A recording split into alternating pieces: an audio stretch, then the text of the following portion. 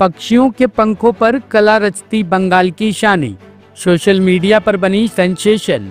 पश्चिम बंगाल के सलानपुर की रहने वाली ईशानी रजक इन दिनों सोशल मीडिया पर खूब वायरल हो रही है और वजह है उनकी अनोखी कला।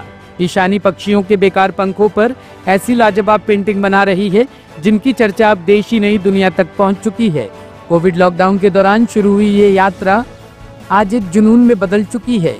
जहां एक और सरकारी नौकरी की राह में असफलता मिली, वहीं दूसरी ओर अपनी कला से ईशानी ने पहचान, सम्मान और सफलता हासिल की।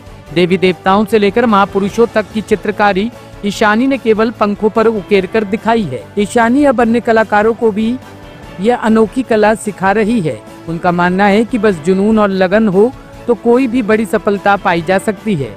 आज वह अपने इलाके की प्रेरणा बन चुकी है। তোমার এই কাজকর্ম কবে থেকে শুরু এবং কোথা থেকে পড়াশোনা করেছো, পাশাপাশি তোমার কাছে এখনো পর্যন্ত কিসের কিসের পালক আছে এবং কি কি ছবি ফুটিয়ে তুলেছো?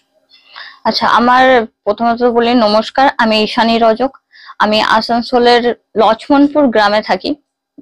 গ্রামটা হয়তো খুব ছোট হতে পারে, বাট আমি এখান থেকে অনেকটা যে কাজটা আমি করতে পারছি এটা আমার কাছে বিশাল গর্বের ব্যাপার এবং গ্রামবাসীর কাছ থেকেও খুব ভালোভাবে রেসপন্স পাচ্ছি, এটাও আমার কাছে অনেক বড় পাওনা হয়ে দাঁড়িয়েছে। আর আমি পড়াশোনা করেছি বলতে আমি হিন্দুস্তান কেবলসে পড়েছি, তার আগে কুলটিতে আমি পড়তাম। হিন্দুস্তান কেবলসে পাস আউট করার পর আমি কুলটি কলেজ থেকে গ্রাজুয়েশন কমপ্লিট করেছে। ওখান থেকে গ্রাজুয়েশন কমপ্লিট করার পর আমি ধানবাদে ব্যাংকিং এর জন্য প্রিপারেশন নিচ্ছিলাম, তার সাথে সাথে এসএসসি রেলওয়ে প্রিপারেশন নিয়েছি, কিছু এক্সামও দিয়েছি এবং তারপরে পরবর্তীকালে যখন লকডাউন শুরু হয় ওইখান থেকে আমার মেন জার্নিটা স্টার্ট হয়। কারণ লকডাউনে অনেক বেশি ডিপ্রেসড হয়ে যাচ্ছিলাম যে কোন দিকে যাব, পড়লে চাকরি পাবো কি পাবো না এরকম। তারপর বাড়ির যেরকম সিচুয়েশন ছিল যে একটু বাবাকেও হেল্প করার ব্যাপারটা নিয়ে একটু টেনশনে পড়ে গেছিলাম। তারপর থেকে আমি শুরু করি ড্রয়িং ক্লাস করানো। ড্রয়িং ক্লাস করাতে করাতে আমার আস্তে আস্তে স্টুডেন্ট বাড়তে থাকে, সবাই পছন্দও করে ব্যাপারটাকে এবং তার সাথে সাথে আমি নিজের কাজও স্টার্ট করে দিই ড্রয়িং এর। তারপর 2022-এ আমি ভর্তি হই শুভজিৎ গড়াই স্যারের কাছে।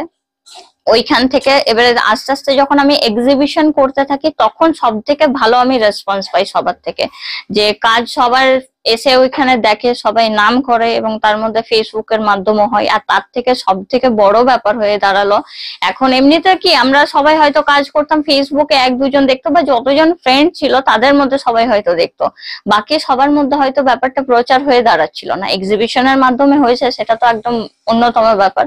আর রিসেন্ট আমার যে যতগুলো নিউজ চ্যানেলের মাধ্যমে প্রচার হয়েছে, যেমন এখানে রিন্টু দা এসছেন লোকাল 18 চ্যানেল থেকে, তারপর থেকে Calcutta news channel, ETV Bharat, red FM, বাকি আরো যত নিউজ, শহর সংবাদ, বাকি সব চ্যানেলের মাধ্যমে আমার পুরো পালকের কাজটাকে এত সুন্দরভাবে প্রচার করেছে এবং আমাকে একটা নতুন জায়গা করে দিয়েছে। এই ব্যাপারটা আমার কাছে খুব খুশির খবর একটা, আর গর্ব, মানে আমার পুরো গ্রামবাসী এটাতে খুব গর্ব করে। এবং সব থেকে একটা ভালো জিনিস আমি শেয়ার করতে চাই সবার সাথে, যে যখন আমি হয়তো রাস্তা দিয়ে পার হচ্ছি সব ছোট বাচ্চাদের থেকে খুব ভালো একটা রেসপন্স পাই যে ঈশানী দিদি যাচ্ছে, ঈশানী দি এই কাজ করছে, ঈশানী দি তুমি কেমন আছো, এই ব্যাপারটা আমার কাছে খুব সুন্দর লাগে।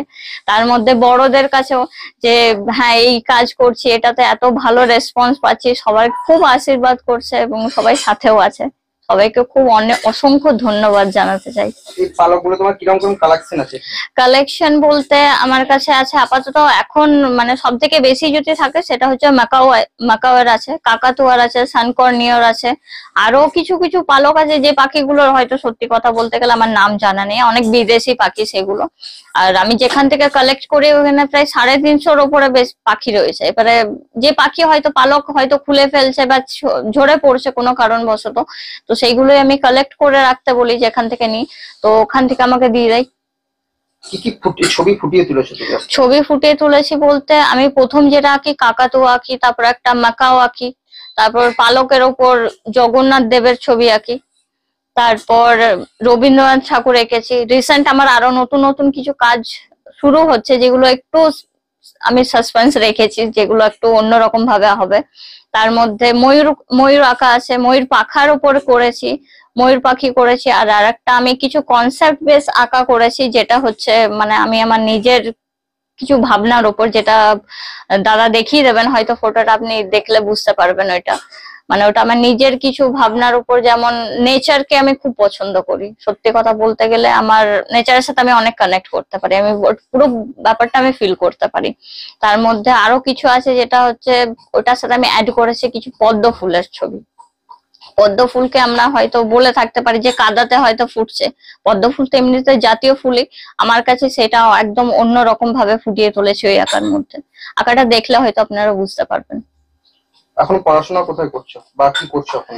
এখন পড়াশোনা বলতে এক্সামের জন্য মাঝে মধ্যে প্রিপারেশন আমার চলছে, মাঝে মধ্যে এক্সাম গুলো দিয়ে থাকি। তার সাথে সাথে মেইন আমার টার্গেট যদি কিছু হয়ে দাঁড়িয়েছে সেটা হচ্ছে আর্ট। আমি আর্ট বাচ্চাদের শেখাচ্ছি এবং আমার আরেকটাও মানে পরবর্তীকালে আছে যে আর্ট জিনিসটাকে খুব হয়তো সেরকম ভাবে সবাই খুব একটা ভ্যালু দেয় না, এখন হয়তো হয়ে উঠেছে। বা আর্টটাকে যেমন হয়তো সবাই ভাবছে যে কি হবে আর্ট করে, কি হবে সেটা নয়, আর্টের মধ্যে অনেক কিছু জিনিস আছে, অনেক শেখার বিষয় আছে। আর আমি আমাদের গ্রাম থেকে আমি বলবো অনেক বাচ্চা আমার কাছে ক্লাস করে, আর সবাইকে আমি এটাই বোঝাই যে পড়াশোনার সাথে সাথে এক্সট্রা অ্যাক্টিভিটি একদম অবশ্যই রাখা দরকার। কারণ পড়াশোনা তো চলেই যাবে, তার মধ্যে যদি এক্সট্রা অ্যাক্টিভিটি থাকে সে তার অনেক কিছু অন্য, যদি ইনকেস যদি কেউ জব না পেলো তো সেইগুলো নিয়েও সে এগিয়ে চলতে পারবে, মানে চুপচাপ বসে হয়তো থাকবে না। আর আঁকাটাকে আমি সেরকম ভাবেই নিয়ে যেতে চাই। কি নাম? আমার নাম Ishani Rajak. Bureau report, team top story news.